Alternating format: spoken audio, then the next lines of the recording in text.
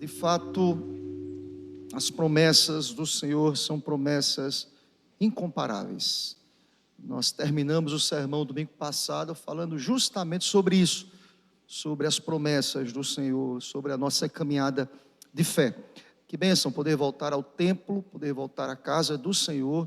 É nesse lugar, irmãos, que nós crescemos, é nesse lugar que a palavra transforma dia após dia as nossas vidas, o nosso caminhar de fé, não por aquilo que nós enxergamos, mas pelos olhos da fé. Nós caminhamos, graças a Deus que a vida cristã é uma vida não estática, mas uma vida que caminha em progresso.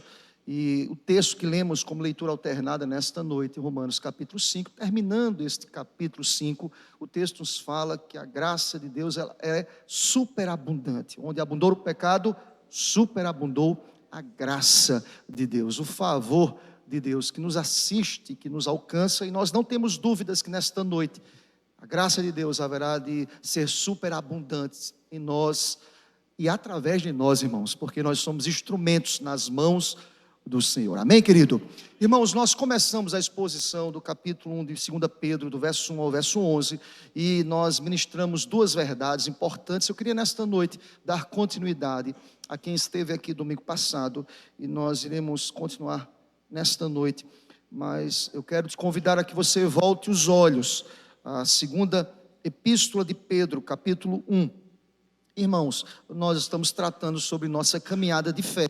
Nós estamos aqui olhando para esses versículos, do capítulo 1 da segunda epístola de Pedro, e nós apresentamos para vocês domingo passado as dificuldades em que os receptores desta carta, eles encontraram, irmãos, alguns questionamentos quanto à autoria desta carta. Nós temos aqui, irmãos, e de maneira muito clara, as evidências internas, robustas, quanto à autoria desta segunda carta. A primeira carta foi tão bem recepcionada, a segunda carta não foi tão bem recepcionada, irmãos.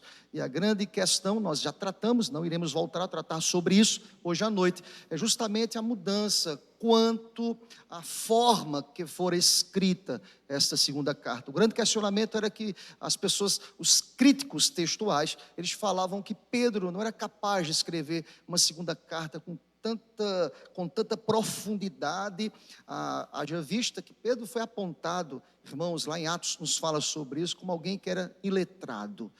Mas nós sabemos, irmãos, Pedro não tinha a formação religiosa, aquela formação formal, mas Pedro foi catequizado, ensinado, educado teologicamente pelo mestre dos mestres, Jesus, aleluia. Pedro tinha know-how, e Pedro fala sobre coisas nessas evidências internas que são robustas, como nós falávamos. Nós encontramos textos que nos falam justamente sobre isso, sobre essas evidências internas abençoadas em nome de Jesus. Mas volta os olhos, versículo 1, o texto irá dizer, capítulo 1, versículo 1 até o versículo 11, nos diz a palavra do Senhor Deus. Acompanha comigo a leitura, querido. Simão Pedro, servo e apóstolo de Jesus Cristo, aos que conosco obtiveram fé, igualmente preciosa na justiça do nosso Deus e Salvador Jesus Cristo.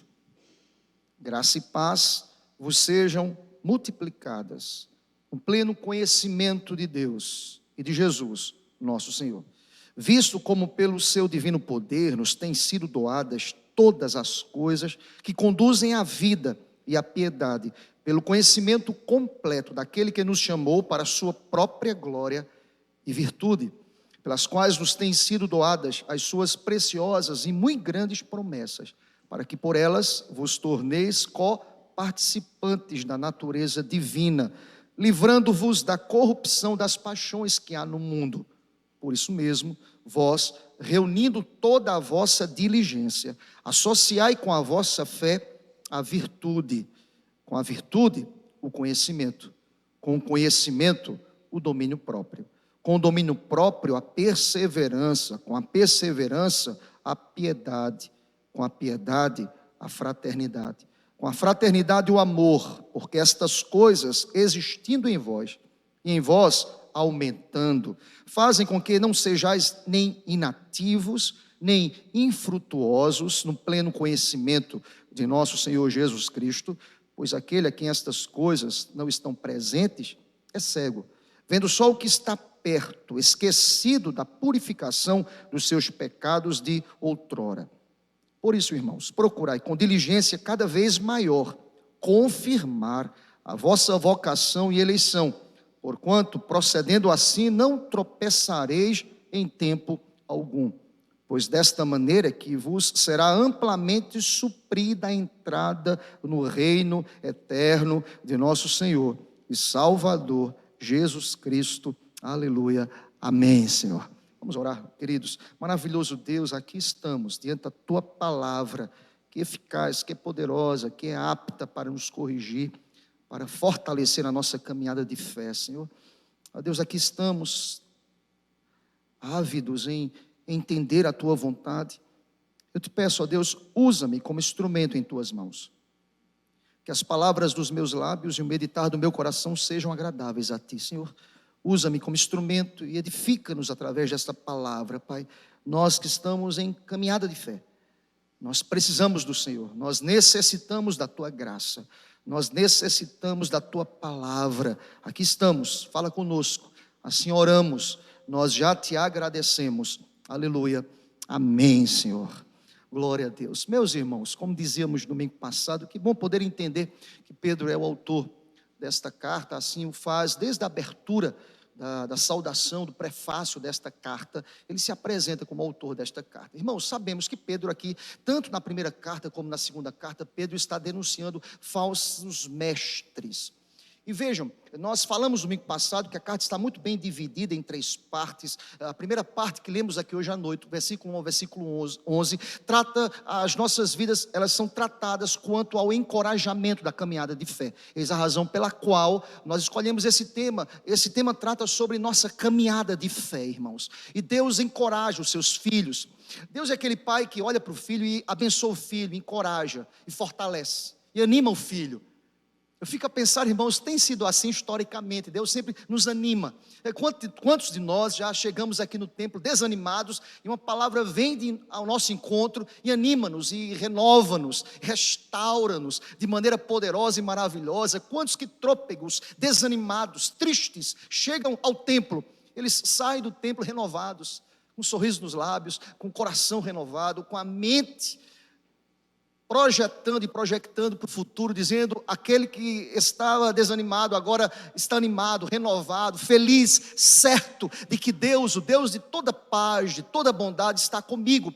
Pedro tem a função aqui de encorajar os leitores primários desta carta. Então a primeira parte desta epístola fala sobre encorajamento. A segunda parte dessa epístola nos fala sobre os ensinamentos, e Pedro relembra os ensinamentos de Cristo e defende a superioridade da palavra. Não existe caminhada de fé sem palavra, sem ter a vida alicerçada na revelação perfeita e especial de Deus. Não existe crente robusto que caminha a passos largos, sem palavra, irmãos.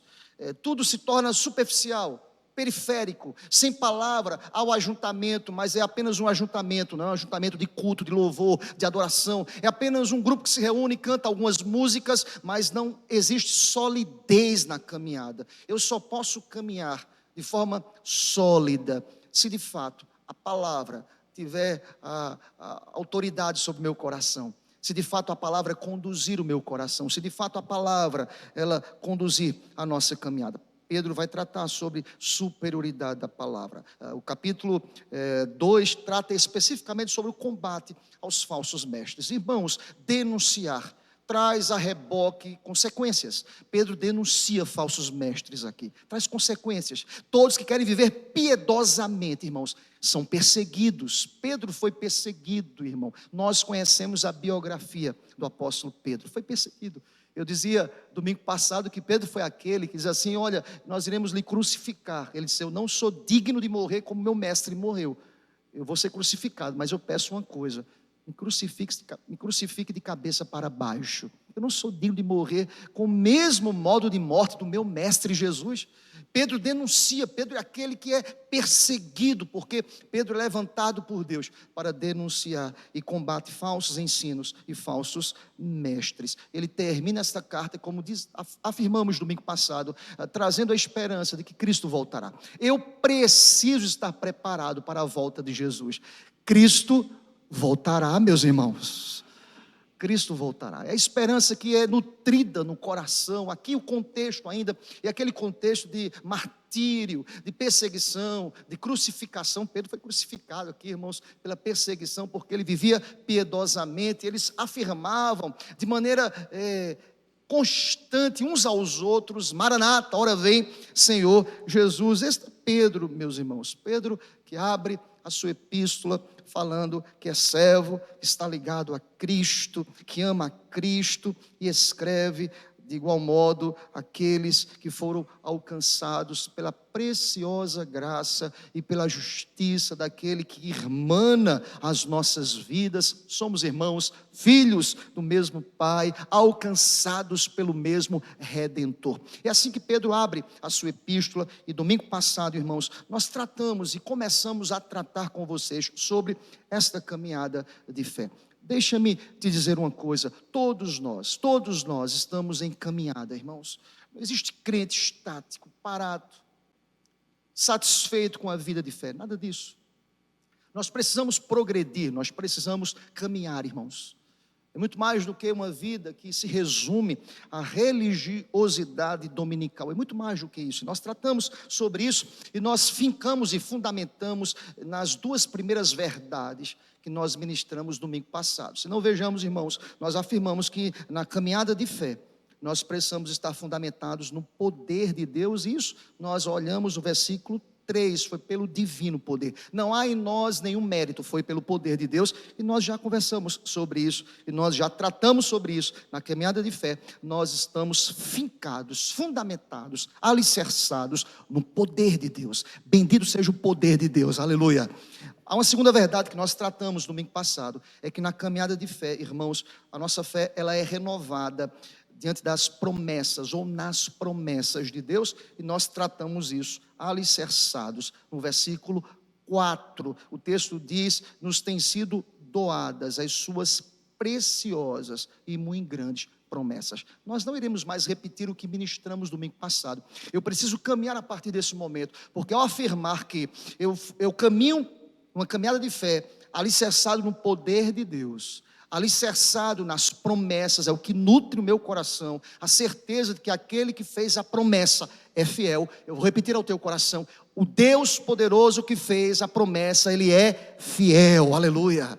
Ele vai cumprir todos os seus desígnios, nem que o deserto seja necessário, como ouvimos pela manhã pastor Célio pregando, nem que seja necessário que eu passe pelo deserto, Deus haverá de cumprir os seus desígnios. Eu queria caminhar a partir desse momento, irmãos. Nós paramos no versículo 4, eu queria olhar para os versos de 5 a 7, eu queria afirmar a terceira verdade, dando continuidade ao que começamos a ministrar domingo passado. Em nossa caminhada de fé, nós entendemos que nós estamos experimentando os resultados do crescimento espiritual.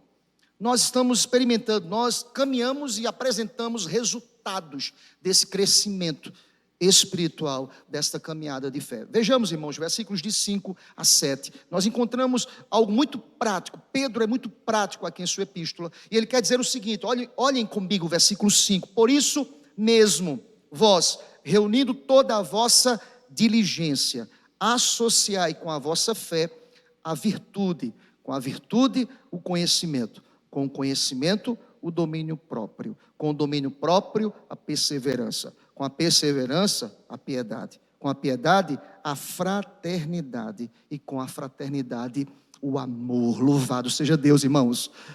Na caminhada de fé nós precisamos externar os resultados do crescimento de fé. Eu quero que você observe comigo como é que o apóstolo Pedro abre a seção dos versos 5 a 7. Ele diz: por isso mesmo. Veja, o por isso mesmo traz uma sentença que liga ao que foi dito anteriormente. Sabe o que Pedro quer dizer aqui? Note bem, querido, por causa do novo nascimento e das preciosas promessas que vocês receberam de Deus, por essas razões, vocês precisam externar uma vida transformada nessa caminhada de fé. Irmãos, percebem que é muito mais do que um ajuntamento de cânticos a Deus dominicalmente.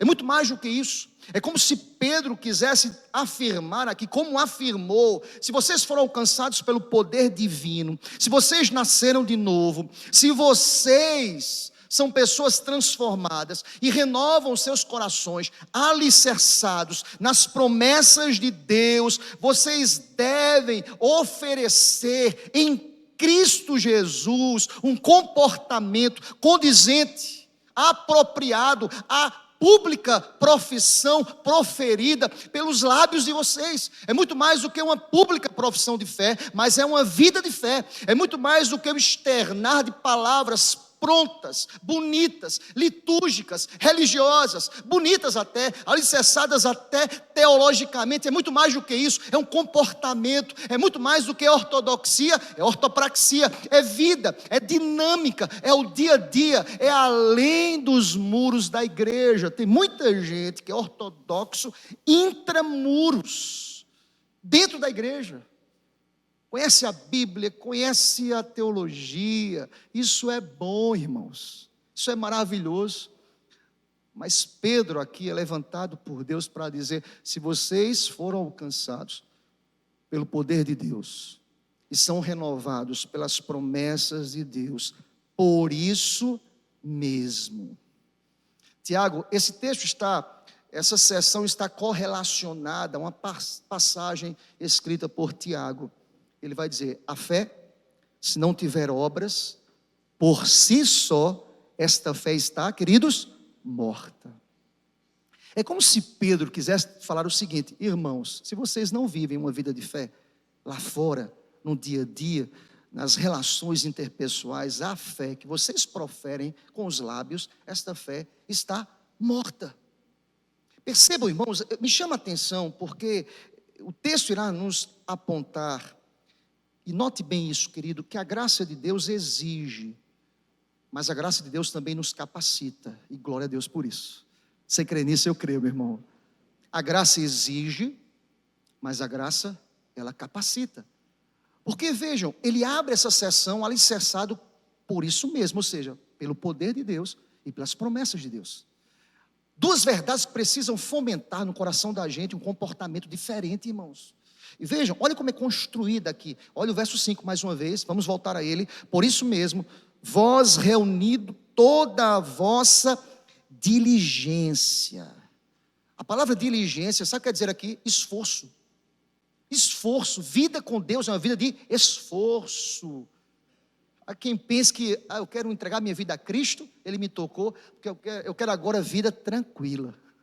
Eu estou falando aqui de perseguição, irmãos, de esforço, de diligência, de vida comprometida, e diz a palavra: reunido todo o vosso esforço, para ilustrar aqui a vida pela qual Deus nos chamou. Quer me seguir? Negue-se a si mesmo, tome a sua cruz e siga-me. Isso diz respeito, irmãos, em outras palavras, a esforço, a diligência, a um comportamento sistêmico, dedicado a uma vida piedosa. É fácil, irmãos? Não é fácil. Não é fácil, não. Aqui dentro é fácil, mas Pedro está falando aqui em um contexto de perseguição, diligência, dedicação, organização. Ou seja, eu preciso ter uma vida dedicada a Deus. Deixa-me explicar aqui, querido, para ilustrar a maneira segundo a qual a vida cristã deve ser concretizada no comportamento. Pedro, assim como Paulo antes dele, selecionou uma lista de virtudes que devem ser achadas numa vida de alguém que afirma que já fora alcançado pela graça poderosa de Deus. Pedro levanta uma lista deste comportamento, ou desses comportamentos. Sabe o que Pedro quer falar aqui? Note bem, querido, avanço moral. Vamos fazer um paralelo, assim no contexto de Pedro, em que havia uma crise moral na sociedade aqui, falsos mestres, falsas doutrinas, falsas perspectivas, por isso que ele trata no capítulo 3 sobre a verdadeira perspectiva e esperança: Cristo irá voltar. Nós vivemos no contexto de uma moral baixa, de comportamentos duvidosos, de uma sociedade destruída pela imoralidade. Pedro está tratando sobre avanço, irmãos, sobre caminhada. Ninguém caminha parado. Há um desdobramento, há um esforço que tem que ser diligente, constante, ininterrupto. Bendito seja o nome do Senhor, que nessa caminhada o Senhor está conosco, neste avanço moral. Deus tem derramado sobre nós bênçãos sem medidas, promessas maravilhosas. Notem, antes do capítulo 5, Pedro falava que nós somos coparticipantes da natureza divina. Nós precisamos entender isso, irmãos. Eu sou coparticipante, eu preciso avançar, eu preciso entender que aqui, note bem, neste contexto, Pedro estava apresentando uma lista de virtudes. Alguém pode dizer o seguinte: mas pastor, no tempo de Pedro, nós tínhamos outras listas morais também. Se você for um estudioso da palavra, você percebe que era uma praxe entre os estoicos apresentar virtudes. No comportamento apresentado pela lista de virtudes dos estoicos, eles apresentavam sobre este avanço moral. Em outras palavras, nós nem precisamos de uma ação direta de Deus. O ser humano pode avançar moralmente. Já conheceu gente assim, que diz assim: eu nem preciso da igreja. Já ouviu gente falando assim? Eu nem preciso estar no culto. Se eu for uma boa pessoa, se eu não roubar, já viu isso, gente? Não mentir, um bom marido, uma boa esposa, um bom filho. Na verdade, eu nem preciso da igreja. Olha a ideia sorrateira dos desigrejados. Para que igreja? Pelo contrário, pastor. Na igreja tem muito problema, porque no ajuntamento das pessoas são pessoas diferentes, cada qual com o seu pensamento. É só crescer e avançar moralmente. Isso é velho, irmãos, é de agora não.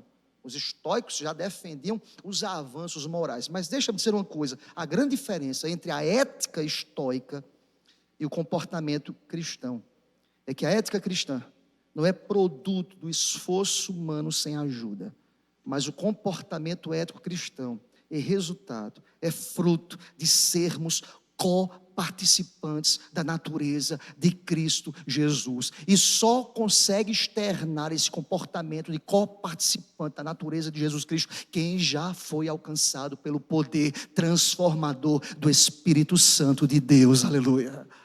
É diferente, irmãos. Esse comportamento muda vidas. É algo que transforma uma sociedade. É algo que traz esperança para outras pessoas, para outras famílias, irmãos.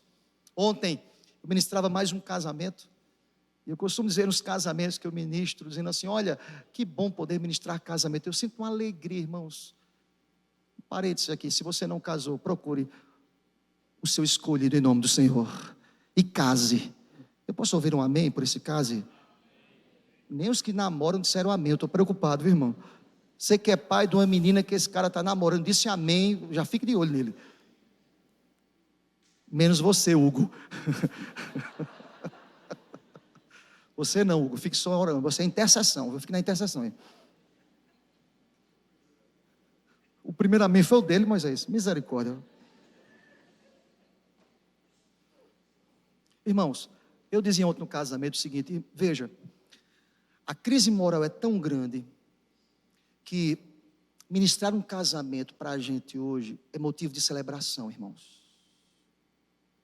Porque dentro de uma sociedade em que casamento para muitos é a morte da esperança, em que muitos afirmam e reafirmam que casamento é algo que está em descrédito, como igreja, nós precisamos continuar fazendo apologia da nossa fé e precisamos defender que casamento é projeto de Deus, aleluia. Veja, há uma moral que não é ilibada lá fora, que é corrompida pelo pecado. Pedro quer dizer o seguinte: os estoicos apresentam um avanço moral, mas o nosso avanço não é apenas moral, é muito mais do que isso. É o avanço daqueles que caminham com a eternidade no coração, aleluia. Nós temos uma boa notícia, irmãos. E quando nós nos comportamos, e quando nós celebramos um casamento, nós estamos afirmando e pregando uma mensagem ao mundo: que casamento é uma dádiva de Deus. Família é uma dádiva de Deus, dentro dos moldes bíblicos. Vejam, alguém pode dizer o seguinte: pastor, se os estoicos falavam de um avanço moral atrelado a um esforço humano, veja, paramos por aqui, porque Pedro fala sobre esforço. Há uma ideia teológica que para mim é basilar, eu tenho dito aqui à igreja: soberania de Deus e responsabilidade humana, irmãos. Pedro trata nesses versículos sobre isso.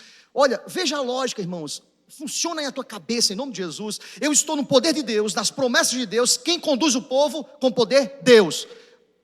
Onde pesa a responsabilidade, estão aqui nos textos, que eu quero te convidar a que você olhe comigo, reunindo toda a vossa diligência. Neste avanço, o cristão deve ocupar-se, neste tipo de cooperação com Deus. Olhem comigo, por gentileza. Volte os olhos ao versículo 5, veja o que o texto vai dizer. Por isso mesmo, vós reunidos toda a vossa diligência, você pode traduzir dizendo o seguinte: todo o vosso esforço, associai com a vossa fé, o que, irmãos? A virtude. Vejam, há uma coparticipação que produz na vida do cristão um comportamento diferente. Associai com a vossa fé. Esta aceitação, irmãos, inicial do amor de Deus, esta resposta é uma resposta de todos nós à sua graciosa disposição para nos receber. Ele é a pedra fundamental, nós estamos fundamentados nas virtudes desta pedra fundamental. Lembrem-se comigo, pela manhã, nós lemos como leitura alternada, sequencial, Romanos capítulo 5. Lá no versículo 1 está escrito: justificados, pois, mediante a fé, temos paz com Deus por meio de nosso Senhor Jesus Cristo. Nós já fomos justificados. Pedro aqui pressupõe a presença da fé no desenvolvimento do caráter cristão. O apóstolo Pedro quer aqui instruir a igreja, dizendo o seguinte: nós estamos munidos de fé, e nessa munição que recebemos do poder de Deus, nós estamos aptos a esse processo de crescimento. Eu preciso associar à fé virtudes, comportamento que está além dos muros da igreja. Como dizíamos, irmãos, eu tenho que ser o melhor vizinho, eu tenho que ser o melhor cidadão, eu preciso ser diferente, porque eu sou sal e luz deste mundo. Eu preciso reverberar a minha pública profissão de fé lá fora, irmãos. Se o vizinho é difícil, eu tenho que ser um bom vizinho.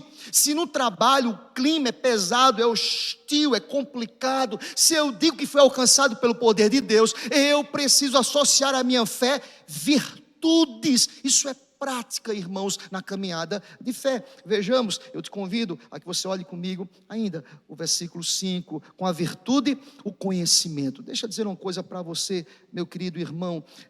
Quando eu penso em virtude, eu entendo o seguinte: que a virtude, a primeira qualidade em que Pedro menciona, que brota da fé verdadeira, significa excelência. Excelência.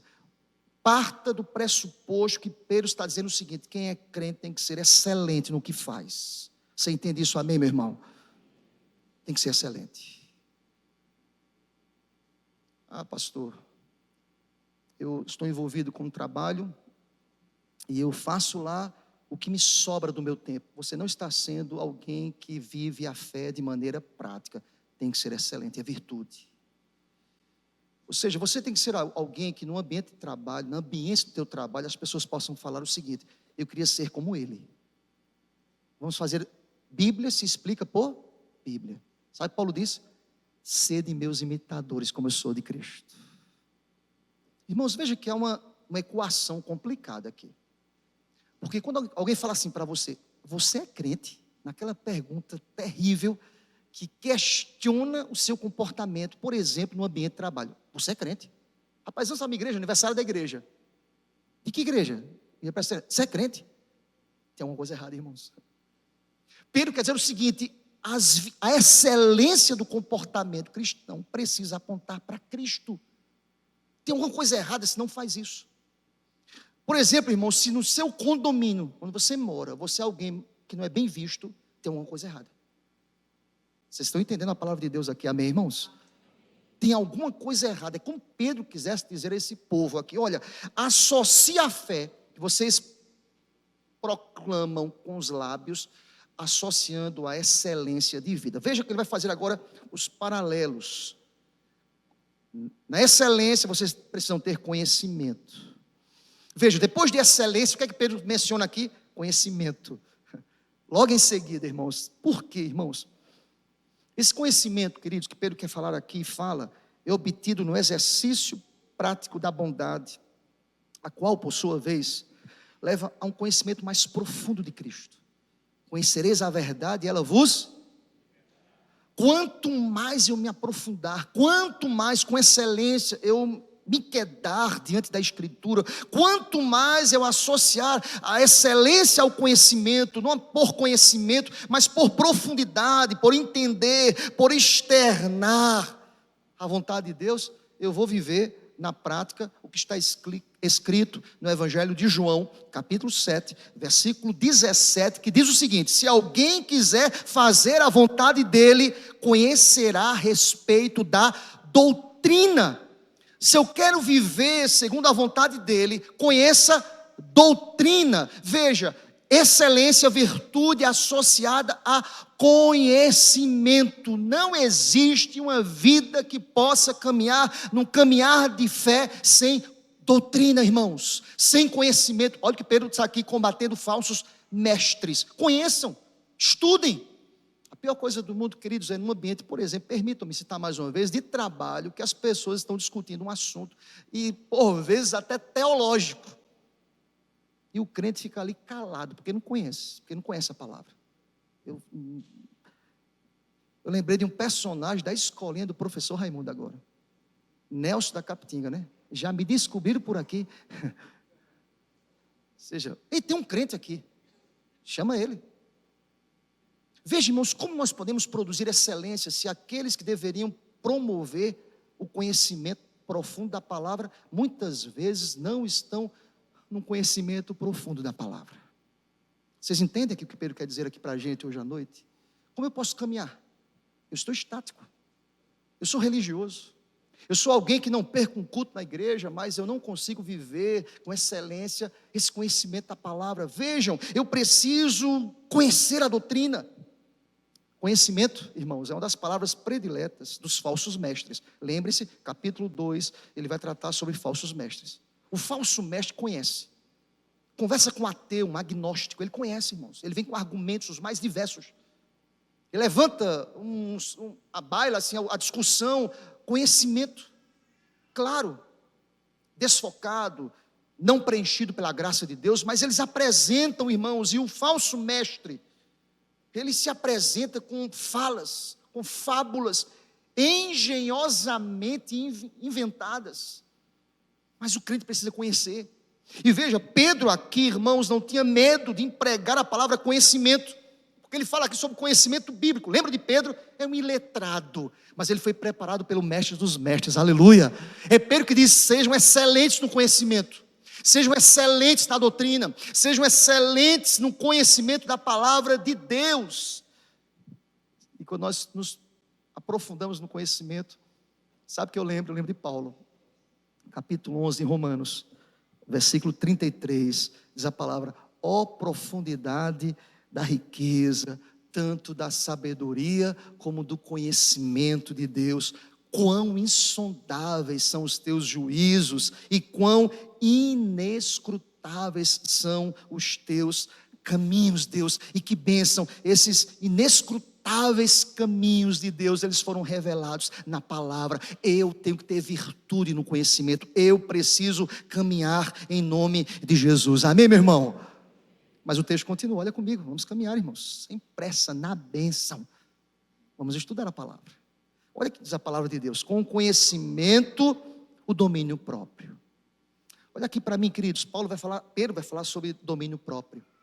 Veja que é uma lógica, há uma construção aqui fantástica no texto.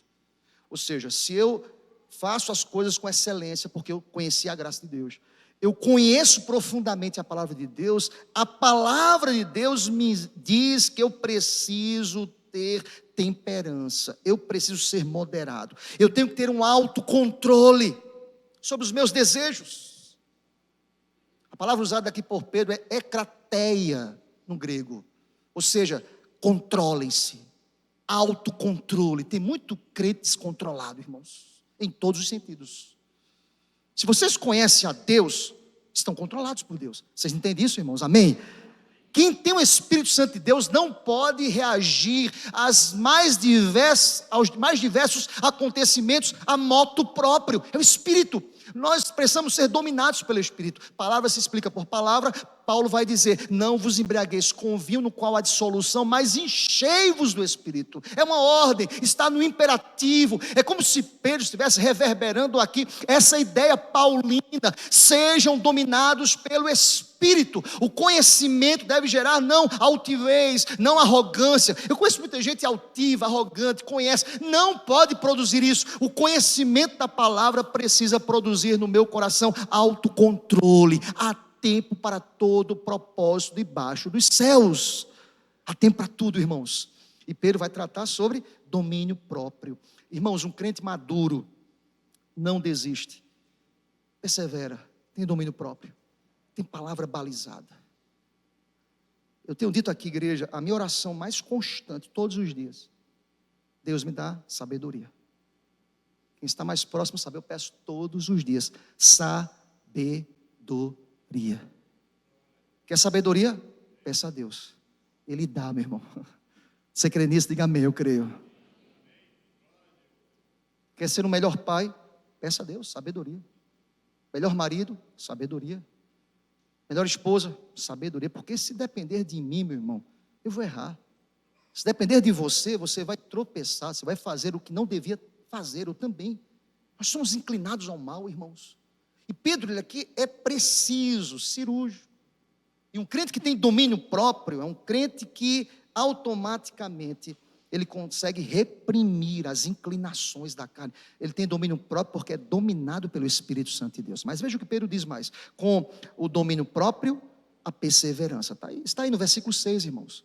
Olha, mais uma virtude, com excelência devemos fazer: perseverança. O que é perseverança, pastor? Perseverança é a disposição mental que não é abalada pela dificuldade, que não é abalada pela aflição, que pode resistir estas duas agências satânicas da oposição do mundo, da parte de fora do mundo, da sedução da carne, da parte de dentro. O cristão maduro não desiste. O texto diz: se tem excelência, é excelente no conhecimento, é excelente no domínio próprio, é excelente nessa virtude de perseverar e de não desistir.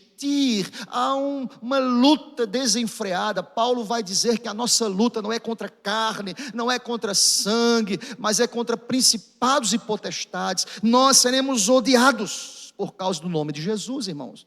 Há uma expressão bíblica lá de Marcos capítulo 13, versículo 13, que diz: sereis odiados pelo nome de Jesus.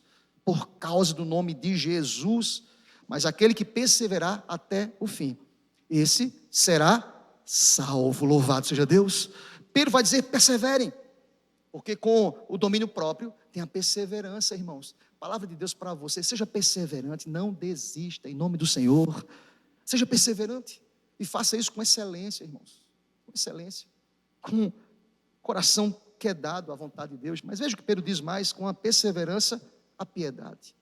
Eu gosto muito dessa palavra piedade. O que piedade quer dizer aqui, irmãos? Piedade está intimamente ligada ao caráter de Deus. Ao caráter de Deus. Cristo tem que ser visto em nossas vidas. Ou seja, eu preciso imitar o caráter de Deus. Eu preciso ser piedoso, ou seja, eu preciso desenvolver uma santidade com excelência, com virtude. Eu preciso ser piedoso, não pietista, não para que as pessoas tenham pena de mim, nada disso. Quando Jesus fala sobre jejuar, por exemplo, ele fala assim: olha, não saia do seu quarto para que as pessoas saibam que você está jejuando, mas lave o rosto, porque aquele que vê em secreto te recompensará em secreto. Louvado seja Deus.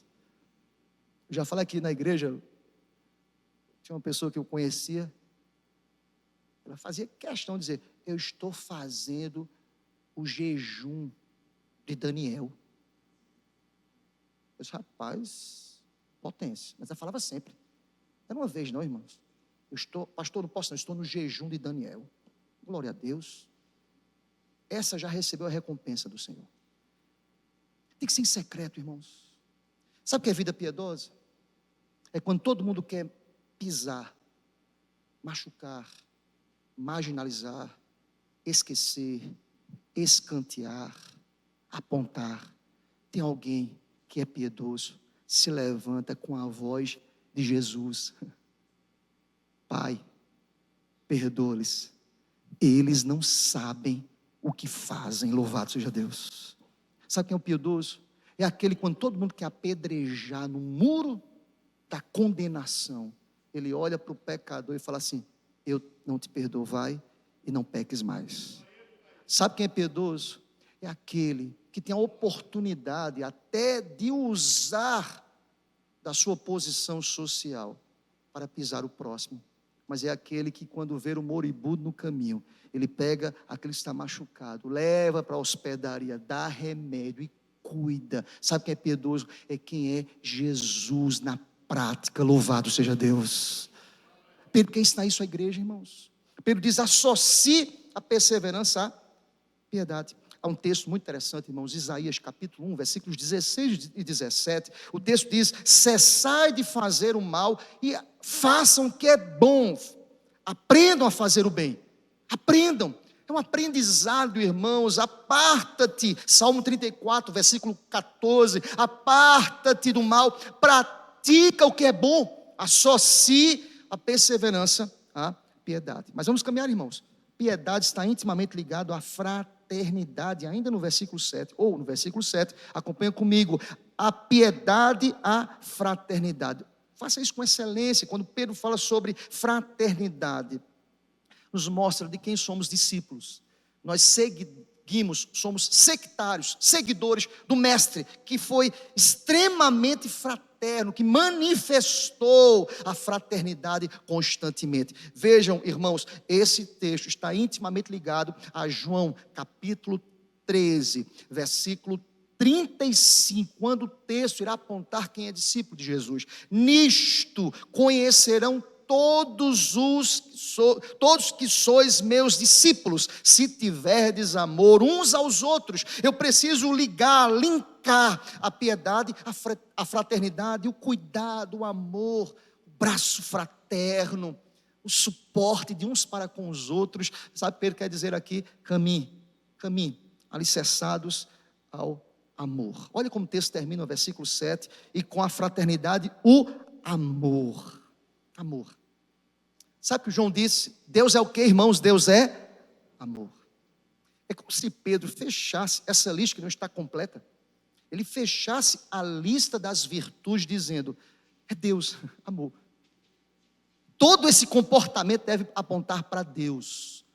Veja, esse ponto termina dizendo para a gente assim: amem, vivam Cristo nas relações práticas lá fora. Estamos no primeiro dia da semana, irmãos.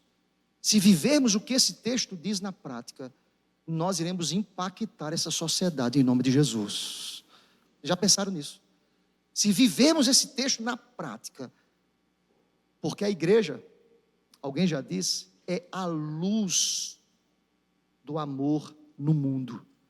Vós sois a luz do mundo. Em outras palavras, vós sois a luz do amor neste mundo. Vamos caminhar por fé, irmãos. Quando nós caminhamos por fé, nós externamos de maneira muito prática, e bendito seja o nome do Senhor Deus, os resultados do crescimento espiritual. Vamos fechar essa exposição, irmãos. Em último lugar, quando nós caminhamos pela fé, nós conseguimos produzir mais resultados. Acompanhe comigo do versículo 8 ao versículo 11, aí nós fechamos essa exposição. Acompanhe comigo, querido, porque essas coisas, olha, o que? Olha o texto de ligação, que coisas? Repito para vocês: excelência, virtude, conhecimento, domínio próprio, perseverança, piedade, fraternidade e amor. O texto diz: porque estas coisas existindo em vós. Olha o que Pedro quer dizer: se vocês são crentes de fato, se essas coisas existem em vocês e em vós aumentando, olha, ninguém está parado na vida, nós estamos em progressividade, e em vós aumentando, fazem com que não sejais nem inativos, nem infrutuosos no pleno conhecimento de nosso Senhor Jesus Cristo. Pois aquele a quem estas coisas não estão presentes, olha aí, irmãos, a reprimenda aqui, a repreensão dura de Pedro, é cego, vendo somente o que está perto. esquecido da purificação dos seus pecados e outrora. Por isso, irmãos, procurai, olha a palavra de novo, com esforço, com diligência cada vez maior, confirmar a vossa vocação e a vossa eleição, porquanto procedendo assim, não tropeçareis em tempo algum, pois desta maneira é que vos será amplamente suprida a entrada no reino eterno de nosso Senhor e Salvador Jesus Cristo. Quantos que podem dizer amém por essa palavra? Veja como essa sessão termina, irmãos. Ele vai dizer o seguinte: olha, na nossa caminhada de fé, só é possível progredir ou regredir. Eu fico muito triste quando eu vejo crentes que regridem. Gente que tem trocentos anos da igreja com comportamento de alguém que parece que se converteu ontem. Misericórdia. Meu Deus do céu, não cresce não. Paulo vai dizer, quando eu era menino, eu falava com menino, pensava com menino, agia com menino. Eu sou um homem. Paulo está tratando sobre vida espiritual. Ele já era homem quando falou isso. Espiritualmente nós crescemos, irmãos. E eu vejo às vezes crentes imaturos. Vejam, só é possível progredir ou regredir, não há como ficar parado. E aí veja, Pedro vai dizer o seguinte, que o caráter cristão resulta em vida ativa, mas o caráter de alguém que regride é alguém inativo, improdutivo e cego. Está aqui no texto, irmãos. Inativo, improdutivo e cego, não enxerga nada, só quem está perto. É alguém que não progride. Pedro quer falar sobre isso, irmãos. Ele orienta a igreja. E ele trata primeiramente sobre os inativos, versículo 8, parte A, porque estas coisas existindo em vós, e em vós aumentando, fazem com que não sejais nem inativos, ou seja, queridos irmãos, somente uma vida em comunhão com Deus pode ser verdadeiramente eficaz, ser mais eficiente. Sem ela, sem vida com Deus, sem os esforços e a diligência para viver uma vida piedosa, de amor, de fraternidade, de conhecimento, de domínio próprio, nós seremos inativos, irmãos. Isso impede o nosso crescimento, o nosso desenvolvimento e nos garante não uma eficiência, mas uma vida extremamente trôpega, falha, limitada. Nós desperdiçamos tempo, muitas vezes com ocupações fúteis, despropositadas. Nós precisamos ocupar o nosso coração, a nossa mente com aquilo que tem propósito, que tem visão eterna, que vale a pena, irmãos. Tem uma frase que eu gosto muito: escolha suas batalhas. Já ouviu essa frase, irmãos? Escolha suas lutas. Eu vi pouco tempo atrás, alguém falou assim para mim: olha, escolha as suas lutas. Porque às vezes nós nos envolvemos com lutas que não valem a pena, irmãos. Não é verdade, queridos? Eu preciso ser ativo, não inativo. Quem está íntimo com o Senhor Deus não pode ser inativo. E Pedro vai dizer o seguinte: porque estas coisas existindo em vós, e em vós aumentando. O quê? O que foi relatado para vocês fazem com que não sejais inativos. Mas não apenas isso, improdutivos, infrutuosos no pleno conhecimento de nosso Senhor Jesus Cristo. Paulo quer tratar também sobre improdutividade. Deixa eu falar uma coisa para vocês. Tem muita gente que tem conhecimento, mas é improdutivo. Como assim, pastor? Olha aqui para mim. Tem muita gente que conhece, mas continua sentado nos bancos da igreja sem produzir nada para o reino de Deus. Não é verdade, irmãos? Que tristeza. Improdutivos, misericórdia. Servo bom e fiel, fosse fiel no pouco, sobre o muito te colocarei. Você gosta dessa palavra, irmãos? Eu gosto, amém, meus irmãos? É perigosa ela. Sobre o pouco, quer dizer para você, Deus nos colocou sobre o muito. Onde abundou o pecado, superabundou a graça de Deus. Nós já fomos alcançados pelo muito de Deus, pela salvação de Deus. Quanto crente improdutivo, irmãos. É o crente que vem servir-se ou receber o serviço, o autosserviço, self-service da igreja. Que senta, que canta. Eu não gostei disso, eu não gostei daquilo. Meu irmão, olha aqui para mim. Seja produtivo em nome de Jesus. Eu já não ouvi um amém. Misericórdia. Seja produtivo, irmãos. É muito crente sentado. Não é para levantar agora também não, tá, irmão? Fica aí na bênção. Que não produz, irmãos. Interessante, o presbítero Moisés, que os improdutivos são os mais que cobram. Eu queria isso na igreja, eu queria aquilo. Eu vou adotar um sistema que eu ouvi aí, de um reverendo presbiteriano. Sim, rapaz, toda vez que ele me falou isso pessoalmente, falou na televisão e falou pessoalmente. Ó, Felipe, toda vez que alguém fala assim para mim, pastor, bora fazer isso na igreja, porque a igreja tem que avançar nisso. Bora. Você é o proponente. Esse trabalho é seu, você é o novo coordenador desse projeto. Aí o cara disse, é você, meu irmão. Ele fala assim, você quer botar serviço para mim, assuma você, seus BOs. Acho que você já sabe de quem eu estou falando, né, gente? Eu vou adotar aqui na IPF, meus irmãos. Que de vez em quando eu escuto, pastor, bora fazer isso, aquilo. É muita ideia, meu irmão. Misericórdia. Se eu pegar todas as ideias que eu já recebi aqui na igreja, de pessoas as mais diversas, e é bom, irmãos, mas às vezes, esse que dá a ideia faz assim, agora escolha alguém para produzir. Eu não posso, não tenho tempo, pastor, não tenho tempo, a agenda abarrotada, improdutivo. Muita gente improdutiva na igreja, sentada, faz o autosserviço, que canta algumas músicas, escuta a palavra, sai e volta no domingo. Não tem relacionamento, não se envolve, não arregaça as mangas, não trabalha. Pedro está dizendo, olha, quem já conheceu a Deus é produtivo.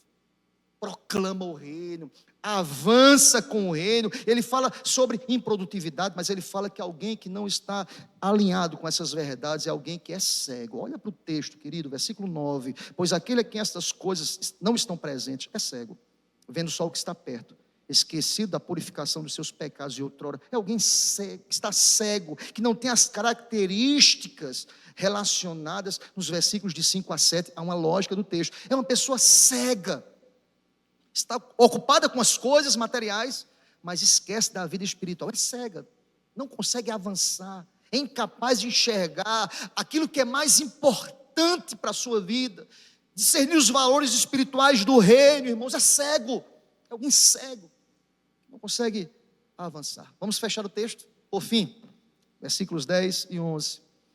Pedro exorta seus leitores, ele volta ao tema da participação, da confirmação de que já foi alcançado pelo poder de Deus. Olha como Pedro termina, irmãos. Por isso, coisa fantástica, por isso, procurai com diligência. Olha, qual foi a palavra que voltou de novo aqui, irmãos? Diligência. Eu não sei vocês, mas a palavra diligência está dizendo o seguinte, tem um esforço.